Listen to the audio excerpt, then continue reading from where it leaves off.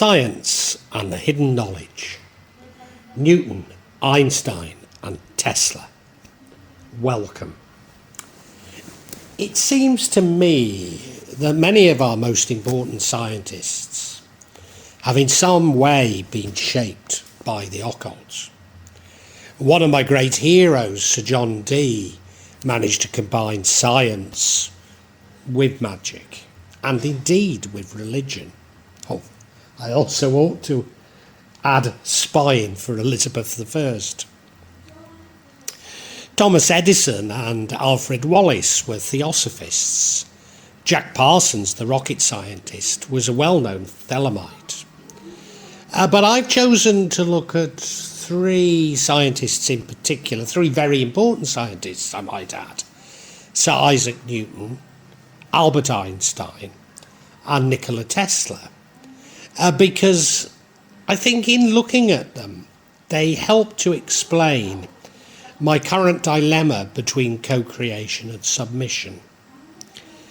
As science, or at least quantum mechanics, seems to be moving towards that which is revealed, say, in the Vedas, or towards, or as a Sufi, I'd argue, towards many Sufi beliefs. But is this a theological fallacy? That we're finding far too many connections in what are casual relationships. Just as the BJP are overestimating the contribution of India to world civilization, I don't want to be accused of overemphasizing the contribution of occult to human knowledge.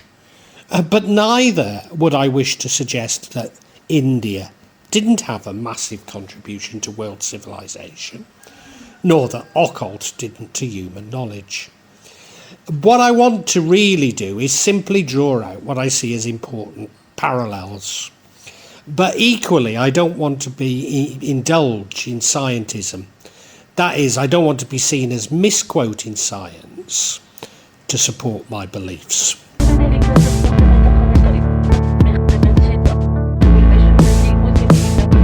Sir Isaac Newton and reactions. Amazingly, despite being the founder of materialist science, Sir Isaac Newton was very well versed in the occult and a practicing alchemist. Newton refused the sacrament of the Anglican Church when he was offered it upon his death. He rejected the Trinity. Nevertheless, he was a deeply religious man and very well read in the Bible. He also rejected a belief in the immortal soul, in a personal devil, in literal demons, spirits of the dead, and in infant baptism. Perhaps the movement which most influenced Sir Isaac Newton was Rosicrucianism, particularly in regard to his alchemical work and philosophical thought. Although there is evidence that he was also influenced by the Kabbalah. Indeed, many of his most important works on the occult are now in Israel. And not so well known is that he translated the emerald tablets of Hermes Trismagistus from the Latin and added his own commentary to it. Newton extensively studied and wrote about the Temple of Solomon. He believed that many ancient sources were endowed with sacred wisdom, and that the proportions of the many temples were sacred in themselves. So in other words, measuring the different aspects of the architecture of the temples revealed something important to Newton. This belief would lead Newton to examine many cultural works of Hellenistic Greece, as well as Roman sources such as Vitruvius, in search for their hidden knowledge. Now, as I say, he was a biblical scholar. Let's not take that from him. Newton was initially interested in the sacred geometry of Solomon's temples, such as golden sections, conic sections, spiral, orthographic projection, and other harmonious constructions. and he believed these dimensions and proportions to represent much more. Indeed, he hypothesized that they represented the cosmos. But he also linked them to the book of Revelations, and he believed that this would reveal something about the apocalypse. And Newton spent much of his life seeking and revealing what was considered the Bible code. So he placed a great deal of emphasis upon the interpretation of the book of Revelations, writing in it in his books and authoring several manuscripts detailing his interpretations. And Newton relied upon the scriptures for prophecy, believing his interpretations would set the record straight in the face of what he considered to be so little understood. Now, he approached these using what you could see as a scientific approach, despite it being anything but what we would think of science as today. He wrote as though his findings were the result of evidence-based research. Now, I'm going to talk about alchemy, but what we need to say is that a contemporary and fellow Royal Society member, Robert Boyle, had already applied the basic concepts of modern chemistry and begun establishing modern norms and experimental practices in chemistry. But Newton didn't use this in his alchemical work. Many of Newton's writings on alchemistry were probably lost in his fire, in his laboratory, although, as I say, some made their way to Israel. He also is believed to have suffered a nervous breakdown during his alchemical work, and that was probably due to some form of chemical poisoning, probably heavy metals, mercury, lead, or some other heavy metal or substance. Those writings which do remain suggest that one of his main goals was the discovery of the Philosopher's Stone, a material that's believed to turn base metals into gold. But he was also very interested in the elixir of life. And now, of course, the two may be one and the same. It may be that because they used code in this alchemistry, that the Philosopher's Stone was not about turning base metal into gold, but it was a philosophical search that would give us the meaning of life. And Newton recognised the need for ether, for light to pass through it. So he wrote, doth this is an ethereal medium in passing out of water, glass, crystal, and other compact and dense bodies in empty spaces grow denser and denser by degree, and by that means refract the rays of light to a point, but by bending them gradually in curved lines. So his interest in light and its nature, and indeed splitting it through refraction, I believe to be incredibly important. Now, there's very little to support my view of this. But, of course, I speak of the light so much, so if you can dissect the light into its components, are we actually beginning to understand the universe? Later, of course, the ether was dismissed because it was believed that light could pass through a vacuum. But, of course, it's been proved that it can't. But we haven't resurrected the view of ether. In Newton's third law of motion, which I've kept to the end, every action has an equal opposite reaction, is probably the most profound. Now, it possibly falls short of my view of the universe seeking balance. But of course, it's remarkably close, isn't it? Remarkably close. So Newton is really about the submission to the universe that I speak of, even though certainly scientists and in popular culture he's seen as the exact opposite.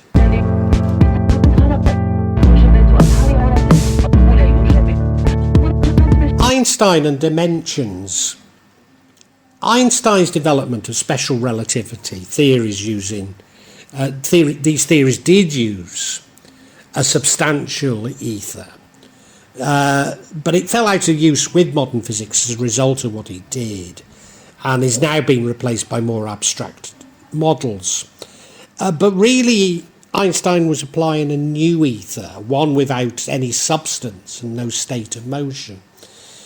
Indeed, ether is largely replaced by energy in Einstein's theories. So Einstein was, if you like, the end of so much that linked occult to science. Einstein himself was very much influenced by Spinoza's view of God. He said, "I'm not an atheist. I don't know if I can define myself as a pantheist.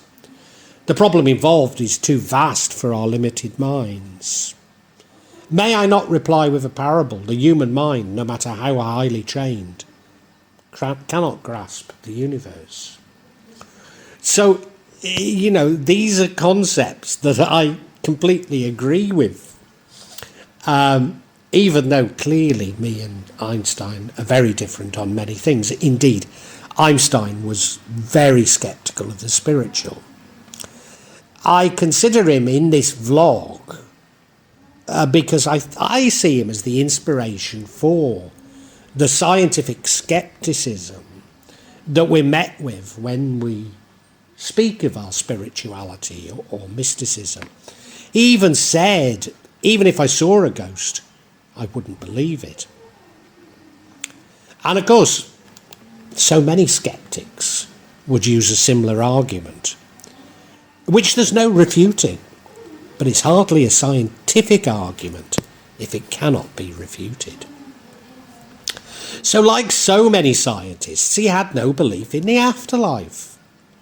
Like Spinoza, Einstein was a strict determinist who believed that human behaviour was completely determined by causal laws.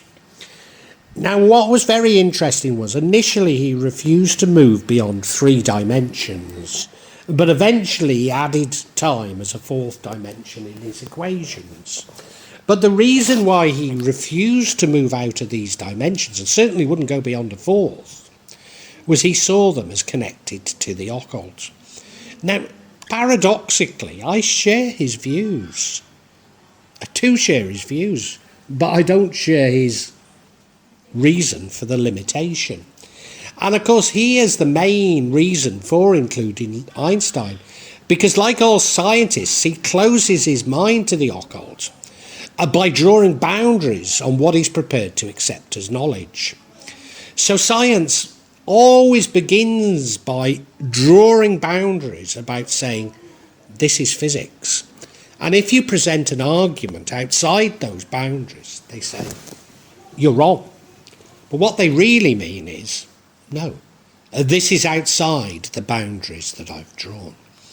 And now you may hear me say that the way to practice magic is to suspend your disbelief. What do I mean by this? Well, I've talked in the past that I can, in a very limited way, move through time and space. And I do this by weakening my belief in gravity. And I have a strong hunch that all magic is really about freeing ourselves from the restrictions that the Enlightenment places upon us. Now, for these reasons, Einstein refuted what he saw as the chance aspect of quantum physics. In a letter sent to Max Born, Einstein revealed his belief in this casual relationships. You believe in a God who plays dice, and in complete law and order in a world which objectively exists, and in which in a wildly speculative way, I'm trying to capture. I firmly believe, but I hope that someone will discover a more realistic way, or rather a more tangible basis, that it has been my lot to find. Even the great initial success of quantum theory does not make me believe in the fundamental dice game, although I'm well aware that some of our younger colleagues interpret this as a consequence of senility. Indeed, Einstein was so worried that quantum physics had a pseudoscientific aspect, unbecoming of serious science, and more akin to the claim of spiritists.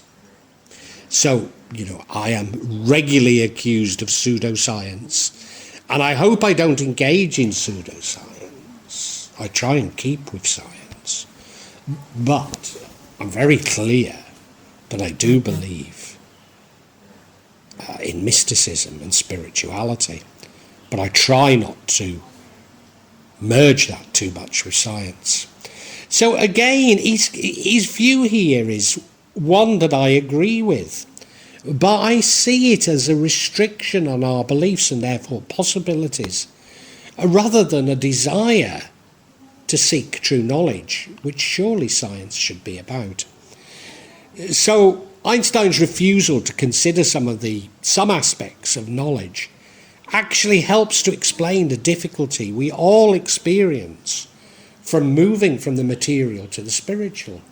His skepticism informs so much of what we now consider knowledge, we find it so difficult to break away from.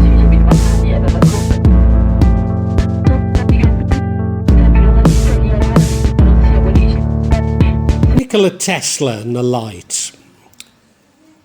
Tesla talks of ether. So he reintroduces ether, if you like, rather than the energy that Einstein talks of. That isn't the particles which keep the universe in harmony. It isn't particles which keep the universe in harmony, but light. But it isn't the reductionism of the Enlightenment which forces us to see these, isn't it, the reduction of the Enlightenment, which forces us to see these two perspectives as opposing. So in other words, I'm happy to look at Einstein and indeed very much so Tesla and Newton, but not necessarily to see them in opposition to each other, but to see them as interesting additions to human knowledge. Tesla in particular seems to have reached very similar conclusions to me on a great many things, although of course it would be an act of extreme arrogance to compare myself with him. Certainly he observed that the universe is spiritual, which I'm sure he's saying, well, no, I know he's saying that he's conscious, because he says the universe is alive in all its manifestations, like a thinking animal. Indeed, he goes on, stone is a thinking, sentient being such as a plant, beast and a man. So very, very close to the animistic traditions within Kajawan. Now, there are plenty of vlogs suggesting that he was influenced by the Vedas, that ether is the Akash in the Vedas. And certainly he does mention the Vedas. And, look on YouTube, there's plenty of people linking him to the Vedas. But for me, it's a bit like claiming that fox hunting originates from the Punjab. By the same token, I don't want to add to the industry which venerates Nichola Tesla, although I have a lot of time for him.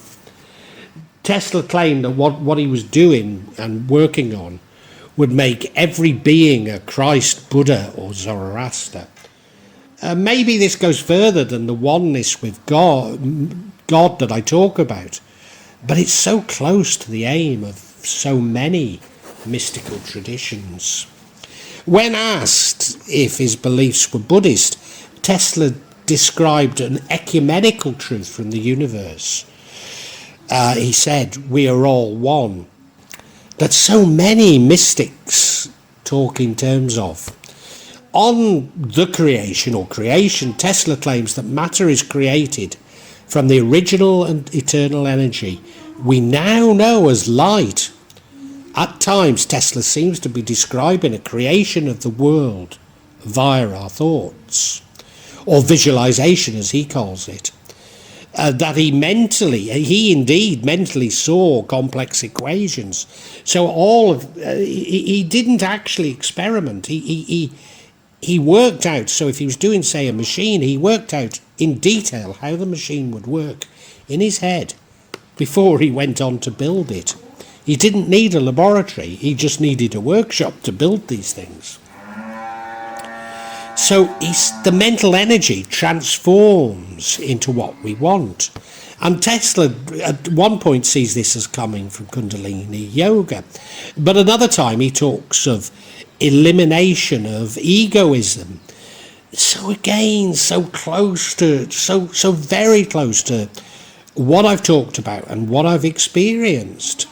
Now, unfortunately, well, you could see this all as manifesting, and I'm not going to take that from him. But unfortunately, people have latched on to this sort of manifesting element. He describes the process of manifesting without using that description. Everything we once saw, hear, and read accompanies us around as light particles. So it's that the imagination is the source of creation. So I'd firmly place him within the co-creation model that I regularly talk of, although I'm not certain he sees it as co-creation. And you know, the model I very much allude to. Matter is an expression of the infinite form of light.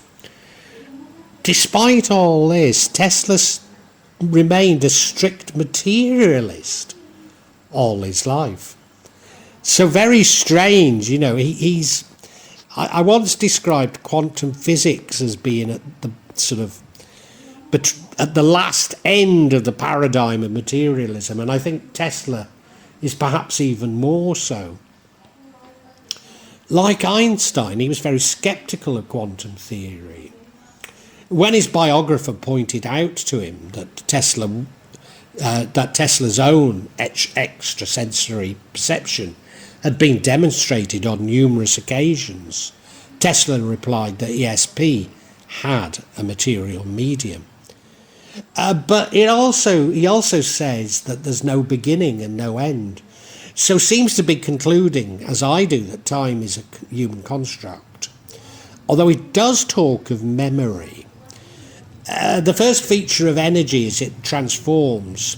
So he does somewhat hold on to a concept of time, as indeed I do. I'm not certain because I want to. It's just that I find it so difficult to release. So the universe itself is forms of light. Indeed, he says that white light is the colour of heaven. Everything is light. He believed that when we die, we actually return to light. So fascinating, eh? Now he has a theory, 369 theory it's called, and he believes it explains the secret code of the universe, which can be used to understand the mysteries of the universe. So he was practicing a form of geomancy, for sure. Of course, people have latched on to this 369 code as unlocking the law of attraction. Well, there's no stopping those in pursuit of greed, is there? So, in summary, Tesla sees enlightenment as coming from exploring our inner self, rather than learning, which to my mind is spiritualism, despite him sort of claiming to be a materialist. It's paradoxical, yet true, that the more we know, the more ignorant we become in the absolute sense. For it's only through enlightenment that we become conscious of our limitations. Indeed, at times, he even sees life as a game, as I've at times argued. Certainly, he says, it's a rhythm which must be comprehended.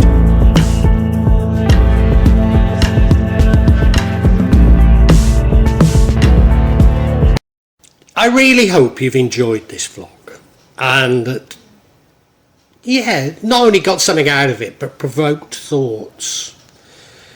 I'm not here to push my beliefs, my thoughts on you, only to open up your own thinking, get you thinking about the world and life. When I started The Real Magic of Java, I believed that I'd only release them every month or maybe every 2 months. But now I find myself adding to this subsection once or twice a week. But please subscribe and hit the bell to get notifications for when I add new parts to this subsection. In part, the reason why I'm doing it more often is that the concept has moved from filming rituals and events that took place in Java to me also describing my beliefs and philosophy. And that does come in response to people expressing an interest in it. But of course, you know, me actually seeing rituals and events really doesn't happen so often. What I would say to you is that there's no attempt at subterfuge on my behalf.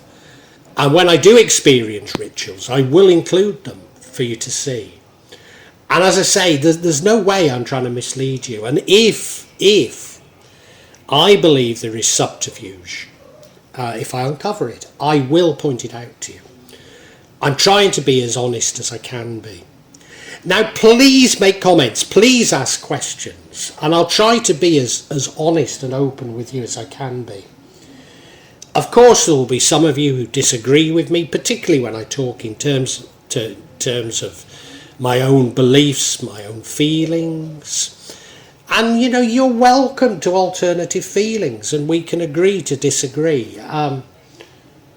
Sometimes I find that people on YouTube can be unnecessarily attacking and aggressive, and at times I don't restrain myself enough, and I apologise, but it's not my intention to put anybody down, you know.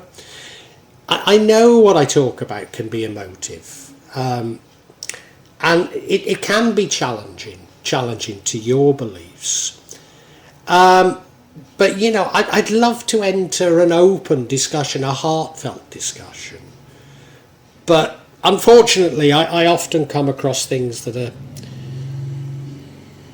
especially when people quote the scriptures to me, I've just no idea where it takes us, you know. Because I'm speaking from the heart, you know. I mean, you know, sorry, if you want to quote the scriptures at me, do so, but it doesn't have much impact on me, you know. I personally have no desire to impose my feelings on you, and I suppose when people try to do it to me, it washes off, you know. All I'm trying to do is I'm trying to share my feelings with you, and I'd love an open discussion on feelings. I really would love it, you know. And sorry if I don't always react as best I should. I try and cure this in myself, but I think this is part of the sort of narcissism of social media that I talk about so much in this subsection. So look, if you've enjoyed it, I really urge you to listen to other sections on this channel, particularly the 4 audio books that I've uploaded onto this channel. Yes, they are in a novel format, they are novels, but they go into much greater depth than my thoughts and feelings. Now, what I would say to you is these are sequential. So my thoughts and feelings develop as we go through each chapter and each book. So it does begin with 1.1, the Chinese cemetery. But, you know, hey, it's up to you. Feel free to dip in as you wish, as you want. And, you know, really heartfelt thanks for listening to this. And I really want to say a great big thank you, and God bless you.